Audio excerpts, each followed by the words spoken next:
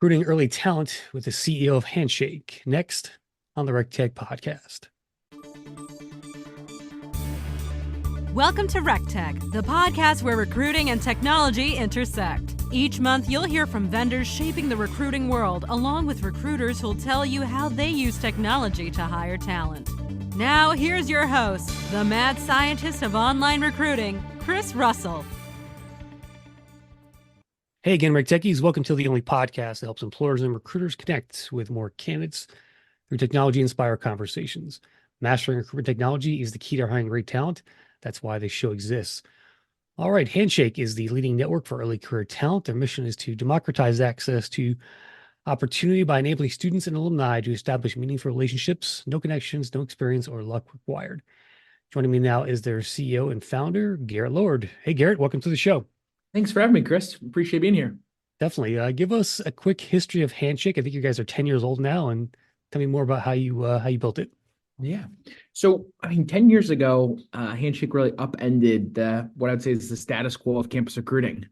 This kind of old system that employers leveraged of sitting at dozens of career fairs and hosting really expensive in-person events at a few schools nearby their corporate headquarters is really kind of fundamentally one of the few things that I think hasn't changed in recruiting with the advent of the internet. Students didn't get opportunities that they deserved at these career fairs, sitting in kind of a musty gymnasium with 1,000 other students walking up to physical tables. And you witness companies like match their logo with their tablecloth and kind of hope the right kids walk up to their booth, which for many companies, most students don't know what their brands are. And so what Handshake really was trying to do is dramatically change the way that students learned about careers. And a lot of this is actually happening on the internet today. Students are using Discord, and they're using Slack groups, they're using Reddit, they're trying to learn about careers. So Handshake is a network of 15 million young professionals. Those are kids in college or community college or after school that are engaging in this almost like career social network, learning from near peers, learning about what different career paths look like. And employers, we have 900,000 companies that use Handshake today. Employers can digitally connect with those candidates at any school. And so we're trying to make the world a lot more meritocratic and fair by helping employers connect with the right students at any school in the country. And we have a wonderful set of 1,500 university partners today. So we pretty much power the vast majority of the higher education landscape in America. And so we're a three-sided network and been at it 10 years now, and really proud of a lot of success we had. Probably the primary metric that we care about is how many students do we help place into wonderful opportunities. And last year, 48% of college students in America found their first job at Handshake. So we're far and away the largest early career network of job seekers. And I feel like we're just getting started in this company journey. How did you get so deep embedded into the the university experience here? Take me back towards that time when you were first getting going, and when was the kind of the inflection point there for you guys? And so you think about our marketplace, right? University on one side, students on the other, and employers on the other. They all share a very common goal, which is helping find great candidates or helping students find great opportunities. And so the reason that so many universities launched Handshake was because of this really focus on higher education of helping propel students into careers. And universities really realized that they struggled with technology and struggled with scale to reach students in a personalized way. And so I think the really explosive moment, or I think to your question, the tipping point in our network was really when we can prove that universities could help their students have better outcomes by buying Handshake. And we were really proud of this stat. The average university, and this is a pretty early stat in our network's history, the stat was that the average university would see 2 to 3 times more employers recruiting at their school, which is huge. 2 to 300% increase. And they would see on average, I believe in the early days, they were doubling their students' engagement. So that's number of profiles and number of active job seekers. And when we were able to quantify the impact for universities fled to Handshake en masse because this pressure on higher education of quantifying the value of a degree is really important for them. And the other kind of subtle aspect of this as well is a lot of employers we were able to dramatically improve their workflow and time savings because they didn't have to log into multiple systems. So students like the product more, employers like the product more, and there's a lot of word of mouth around campus that would really propel a university to switch. Yeah.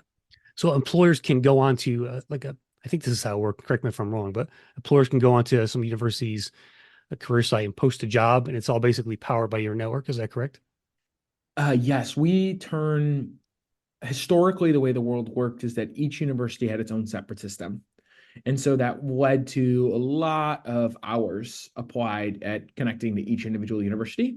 And today, Handshake now powers 94% of the top 500 universities in the country. And so an employer is able to, with a few clicks, really gain access to the next generation of their workforce. Yeah, that was a smart move by you guys doing that. I mean, it really must have catapulted your business once you've got embedded like that, right? Yeah, for sure. So today for the job seeker, for the student, it's an app first experience. Is that correct? Correct. Most students, about 75% of college students in America have access to Handshake. And the vast majority of college students in America are on Handshake, meaning they have the app downloaded on their phone and are searching for jobs, getting messages, engaging with our feed, which is short form video content around from other students and employers and universities. Well, what's an example of that video? I would see, give me some examples of what students are posting on there. Totally. So great good example is, I think the most fun one is TikTok. Like TikTok is actually creating videos around what does a day in the life look like? What does it mean to be a product manager at TikTok? Should I work in machine learning or should I work in front-end web development? Like there's actually young employees at the company speaking about what these experiences look like and just making this process for students, which is, I mean, if you zoom back to when you were like a sophomore or junior in college, like there's just so much kind of mystery around what these different career paths look like. So that's an example from TikTok, or maybe have like L'Oreal or Teach for America producing content around what their company culture is like, what students do inside that company, how they get promoted, what it's like being a woman in the workplace over there. So that there's dozens of examples. You can think about it a lot like creators at the company who are really passionate about sharing their story, engaging with prospective candidates. Looking for your next HR technology role? Go to your browser, type in hrtechjob.com, and browse hundreds of jobs with the best HR technology vendors. HR tech professionals finally have a dedicated job marketplace to find work or be found. Sign up for job alerts or post a resume. Discover jobs with companies like Workday, Phenom, HiBob, Deal, and more. You'll even find HR tech roles with employers in case you want to work with managing HCM or HRIS platforms. HR Tech Job, the only job market for HR technology careers. Join us at hrtechjob.com. You got some recent product updates to announce, or? Yeah, I think the main product announcement that I'm most excited about is this short form video content created by students, grads, career influencers, universities, interns, and recruiters on the platform. It's really provides powerful advice and I think a lot of inspiration for college students, and in a way that is way more like real and compelling than just a job description. And what makes Handshake unique in this process is this is where all the students are searching for jobs. This is where all the events are. This is where all the info sessions and fairs are. And so it's very much an integrated experience. Yep. Can the students talk to each other too as well, or messages? Yeah, there's tons of students that are reaching out for advice and reaching out to alumni and communicating to other students in the Society of Women Engineering across campuses. There's many examples of students trying to learn from one another and mimic one another. Sounds like a LinkedIn for students almost. Is that the experience wise? I mean, I think that'd be a very fair comparison. Gotcha. Okay. So what, as far as employers go, Garrett, what products and services do you sell to them beyond job listings, for example? So for companies, and the vast majority of companies hiring from college in America today are on Handshake. So, given the almost 1 million companies using the product, like if you're recruiting from college, most likely you already have an account. And I'm sure many of your fans are probably already Handshake users or have people on their team that are using it. There's a free product and a paid product. The free product allows you to post jobs, allows you to register for events for free. We never want to limit access to the network, and we want to be able to allow employers to create access. I mean, that was so much of my story. I went to a school that was in the middle of nowhere, and I'm really passionate about improving even small businesses' ability to connect with any student in the country. And then companies can pay, and the way they pay for the product is they can proactively reach out to candidates. I think that's the main distinction, is the ability to proactively target and identify the right candidates and engage with those candidates in a magnitude of ways. They could invite them to an event. For example, like there's a student named like maybe to bring it to life with like a student story, what they would pay for. The student named Wes, who is at Emory-Riddle University studying aerospace engineering, and a company like Raytheon, which is a paid customer of ours, actually reached out based on his profile and actually kind of saw that he was an aerospace engineer and invited him to an event. And an event like a digital event, not actually a physical event, based on his GPA and based on his prior internships and based on his coursework. He came to the event, and then he did a great job at the event, and then they actually flew him out to an interview on site and then hired him. And that would be an example of reaching out to a candidate at scale based on their unique attributes on their profile. That's a part of the paid offering. Interesting. Let me ask you about job seekers' point of view for a second. To me, there's kind of the shift happening in the labor market here in terms of how people view jobs, in terms of their life and things like that. There was a stat I just saw where 33% of CEOs are really worried about that whole mindset of the job seeker of today in terms of how they view work-life balance, things like that. What are you hearing from students around how they view the workplace here in terms of how they that work-life balance question? Yeah. Well, I think maybe I'd love to share like fun things that might be counterintuitive compared to the mainstream narrative, right? Which is, some might think that students are only interested in working remotely. Well, the reality is when we have a fantastic data asset called the Handshake Network Trends, and encourage folks to find that on our website.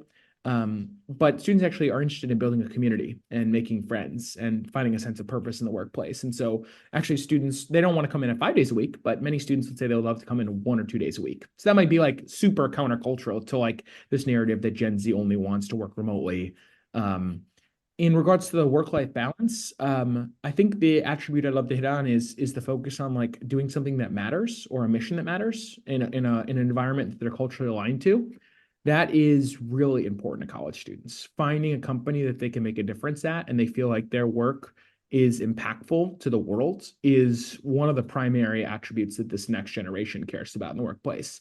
And I think maybe a takeaway for employers is showcasing what your ERGs are doing, showcasing what you're doing in terms of your mission and your impact, showcasing how much your leadership team cares about the work that they're doing is really important. And the way that comes across, authenticity matters a lot. So like people want to hear from young employees at a company around what their experience has been. That's a lot more helpful than just like high level corporate, maybe brand speak. So actually showcasing like exemplary employees early in their career and why they chose to work there and how their work matters. Like the key point I'm trying to make here is like near peers. Like students want to understand what near peers are doing. They find that not to make fun, but older executives at the company are less relatable than folks that are maybe just a couple years ahead of them. So those are some takeaways from our side, Chris. No, it's good advice for employers out there if they're listening. You really have to tell stories today about what it's like to work at your company, and do that by using your own employees. Mm-hmm. And to bring that to life, like a trend that I think will become very mainstream over time, and we have some of the most innovative companies, large companies in the world doing, is actually leveraging their team as like their talent acquisition army. And so what that actually means is getting young employees at the company to participate in engaging with these students in credible and authentic ways. And the primary way that they're doing that is actually by leveraging like creators at their company to create content, to moderate conversations, to lead challenges like Ask Me Anythings, where a student could come in and ask them anything in a comment on the feed, and then the young employee is responding back to that student around, well, here's how I did it, and here's what I wish I would have known, and here's how I would have changed my collegiate experience to match this opportunity. that is hugely popular. And I think it fits a lot of I mean, even if you're not in college, I think it very much fits your understanding of how to engage on social media platforms. Mm-hmm. That those same concepts can be applied directly to the career path and career navigation experience. So I think for all the recruiters out there, what I would really encourage folks to think about is I think the role of a recruiter is changing over time, less around individual sourcing and sending messages, and more about being a content creator and being a brand builder and creating forms that feel authentic in the right environment. And I think we'll talk about probably AI is probably a big buzzword later in the podcast, but we'll talk about what we're doing there in our shift to try to make this more tangible for employers. Well, that's a good segue. That was my next question, Garrett. So talk about Your mind over here, Chris. AI and recruiting and the recruiting landscape there. What are you guys doing, and how do you think about this? And where's it going? Yeah. Well, why don't I kind of talk about two very different use cases? One is the student side, and then one is the recruiter side. And I think they'll merge a little bit, but so we're building a career co-pilot for students. It's if you're a college student in America, you're leveraging these large language model technologies. Most students are using ChatGPT in so many ways. I think the key point I love to make is like this idea that this is just like a news article or kind of fad with college students. Like students are logging into ChatGPT multiple times per day. They're using it for everything. They're using it to write papers. They're using it for homework help. They're using it to plan out their curriculum. This is a standard part of like every single student's day in America. And the overall take rate and attachment rate for students is incredible. And so this isn't an experience that students need to learn how to use. They're used to engaging with these conversational bots. And we've built the best conversational bot for career search on the internet. We're leveraging, we have an incredible data team, a lot of folks that have spent in this space for a long period of time that brings together what I like to describe as like a lot of students think about having like a helpful uncle, like an uncle that's helped them with the resume and engaging in a mock interview and thinking about their company search. Like a lot of students don't have that helpful uncle. Like a lot of students don't have the socioeconomic background to have a family member that can help them through this process.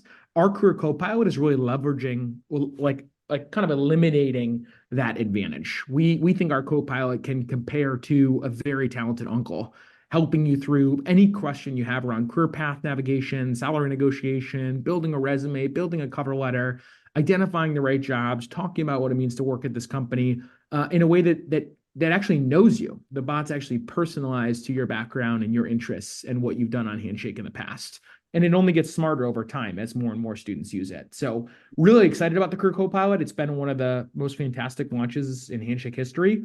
And then just to remind folks, this is not just a launch. It's a normal part of navigating the internet for these college students. Yeah, it's going to be, part of your everyday, totally job search. Yeah. And then on the company side, like all the standard things that you might think you'd leverage AI to do, we have on a roadmap or have built, like automating messages to students based in a personalized way that saves recruiter time. The key theme here is like recruiter efficiency, recruiter time.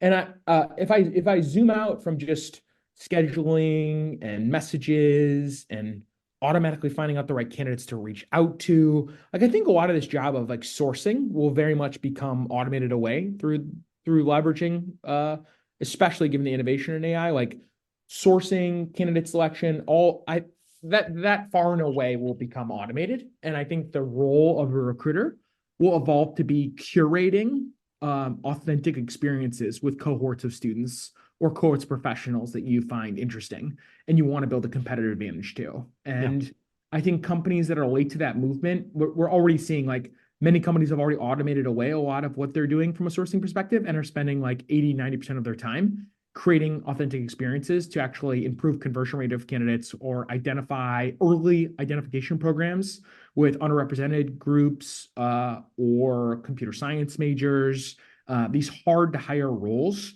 A lot of companies are putting a lot of time into kind of building brand in an authentic way. And that time has come from sourcing come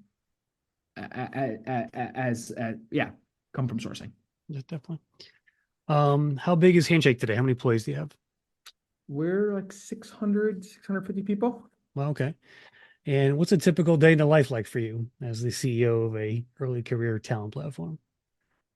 I work with an incredible team of really passionate people, um, and that are passionate and good at so many different things. So my team has spent mostly engaging with my team on all kinds of things related to company building, like product developments, the overall customer component, both on the university and employer side, and trying to make sure that our customers are happy and we're meeting their needs and that we're growing that audience over time.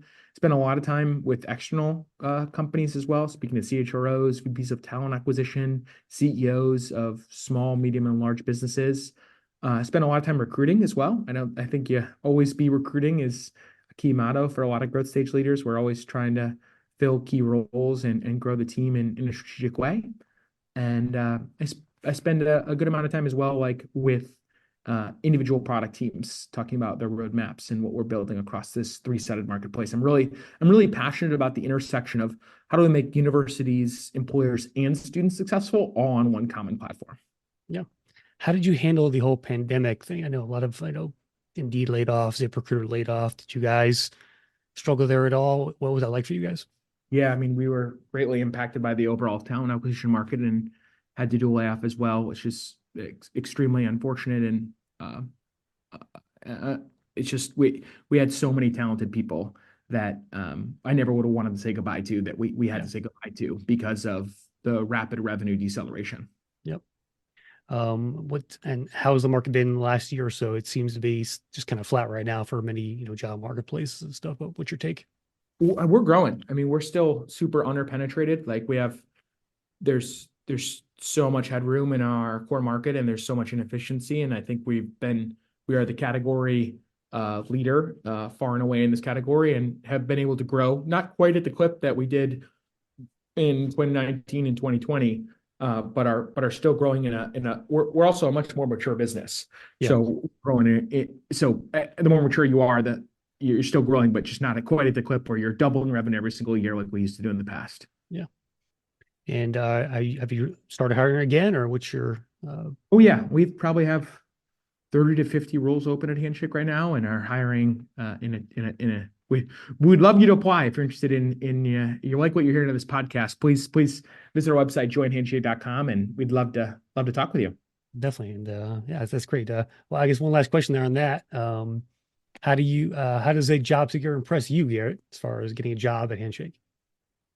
Good question. Let me think about that for a second. I mean, maybe I'd talk about something that I've been thinking about a lot as we've been interviewing and hiring executives and senior talent is, I think it takes a while at a company to, I guess the core point I'm mentioning here is I've seen a lot of job hoppers, people that do 1 year, 2 years, 2 years, 2 years, 18 months, 30 months.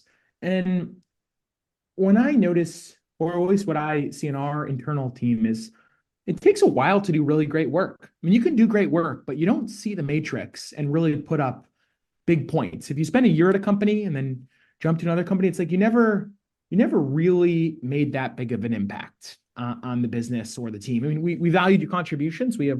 We're very thankful for all the folks that have been with us for short and long stints, but what I really look for is like a pattern of digging in and creating impact.